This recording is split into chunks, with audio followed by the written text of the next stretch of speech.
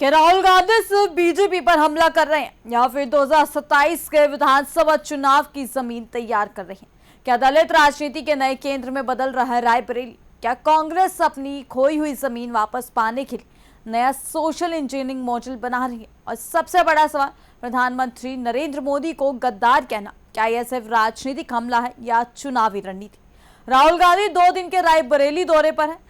महाबली वीरापासी की मूर्ति का अनावरण किया, संविधान बचाने की बात की, दलित और पिछड़े वोटरों को संदेश दिया और बीजेपी पर तीखा हमला बोला। लेकिन सवाल यह है कि आखिर कांग्रेस को अचानक दलित वोट बैंक की इतनी चिंता क्यों हो रही है? क्या इसलिए क्योंकि रायबरेली में अब कांग्रेस का किला कमजोर पड़ चुका है? क्या इसलिए क्योंकि सभी कांग्रेस का गढ़ रही सीटों पर अब उसका एक भी विधायक नहीं है? आज इसी मुद्दे पर होगी बड़ी चर्चा। क्या राहुल गांधी का यह दौरा राजनीतिक मास्टर स्ट्रोक है या फिर चुनावी प्रयोग? दरअसल लोकसभा में नेता प्रतिपक्ष और रायबरेली से कांग्रेस सांसद राहुल गांधी 2 दिवसीय दौरे पर रायबरेली पहुंचे थे। इस दौरान उन्होंने महाबली वीरापासी की प्रतिमा का अनावरण किया और जनसभा को संबोधित करते हुए बीजेपी और प्रधानमंत्री नरेंद्र मोदी पर जमकर निशाना साधा। राहुल गांधी ने संविधान, दलित अधिकार और सामाजिक न्याय का मुद्दा उठाते हुए कहा कि बाबा साहेब अंबेडकर और वीरापासी की विचारधारा पर हमला हो रहा है। उन्होंने केंद्र सरकार की आर्थिक नीतियों को भी निशाने पर लिया और महंगाई, बेरोजगारी और किसानों के मुद्दे उठाए। राजनीतिक जानकारों की माने तो राहुल गांधी का ये दौरा सिर्फ एक सामान्य राजनीतिक कार्यक्रम नहीं था, बल्कि इसके जरिए कांग्रेस ने दलित वोट बैंक को साधने की बड़ी रणनीति बनाई है।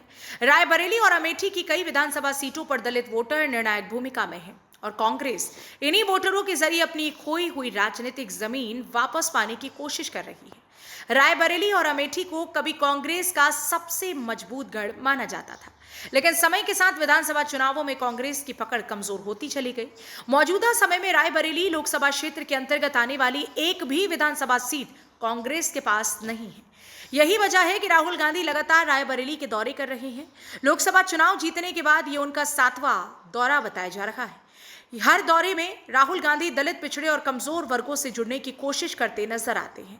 इस बार महाबली वीरापासी की मूर्ति का अनावरण करके उन्होंने सीधे तौर पर पासी समाज और दलित वोटर्स को संदेश देने की कोशिश की। राजनीतिक विश्लेषकों का मानना है कि कांग्रेस अब सामाजिक न्याय और संविधान बचाने के मुद्दे को लेकर नए सिरे से अपनी राजनीति खड़ी करना चाहती है। अगर रायबरेली और अमेठी की विधानसभा सीटों की बात करें तो यहाँ कई सीटों पर दलित वोट बैंक चुनावी नतीजों को प्रभावित करता है।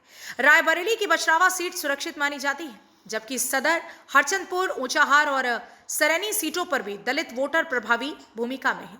वहीं अमेठी लोकसभा क्षेत्र में सलोन और जगदीशपुर सीटों पर भी दलित वोटर्स का खास असर माना जाता है। यही कारण है कि सपा, बसपा और कांग्रेस जैसी पार्टियां लगातार इस वोट बैंक को साधने की कोशिश करती रही हैं। राहुल गांधी ने अपने भाषण में संविधान, सामाजिक न्याय और आर्थिक मुद्दों को जोड़ते हुए बीजेपी सरकार पर हमला बोला। उन्होंने महंगाई, किसानों की समस्याएं और बेरोजगारी जैसे मुद्दों को उठाकर आम जनता को साधने की कोशिश भी की। अब सवाल यही है कि क्या राहुल गांधी की ये रणनीति कांग्रेस को यूपी में फिर से मजबूती दिला पाएगी या फिर ये सिर्फ चुनावी राजनीति तक ही सीमित रह जाएगी? उसके रक्षा ठीक से नहीं करते। हमारे सामने, आंखों के सामने संविधान पर आक्रमण हो रहा है। संविधान कोई मामूली किताब नहीं है। कॉपी देना संविधान की है, लाओ। ये कोई मामूली किताब नहीं है। ये मत सोचिए कि ये जो किताब है ये मामूली चीज है। ये मत सोचिए कि ये किताब आजादी के बाद लिखी गई थी। इस किताब में एक विचारधारा है।